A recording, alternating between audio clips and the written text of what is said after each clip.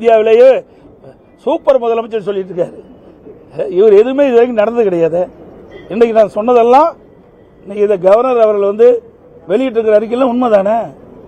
இன்றைக்கு மேதகு ஆளுநருடைய அவரே சொல்றாரு, சட்டப்பேரவை தலைவர் சொல்றாரு, அமைச்சரவை தயாரிக்கப்பட்ட அந்த உரையை தான் ஆளுநர் வாசிக்கிறாங்க.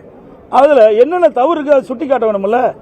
ஆளுநர் தவறான செய்தியை வாசிக்க மாட்டாங்கன்னு சொல்றாரு. அவருடைய நியாயம் அதுதான்.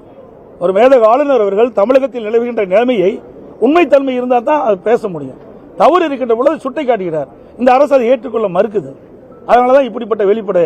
அது மட்டும் இல்ல, ஆளுநரை பற்றி என்ன செய்தி சொல்ல வேண்டுமோ அதையே முன்கூட்டி தயாரித்து முதலமைச்சர் அந்த சட்டமன்றத்தில் இன்றைக்கு தீர்மானமாக கொண்டாடுறார். எப்படி கவர்னர் இப்படி பேசுவார்னு தெரியும்.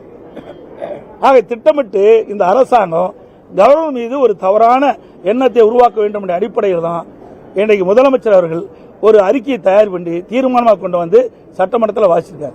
இன்னொன்று, மேதகு ஆளுநர் உரையில் வேற எந்த கருத்து சொல்ல முடியாது. அதுக்கு யாருக்கும் அந்த இது கிடையாது.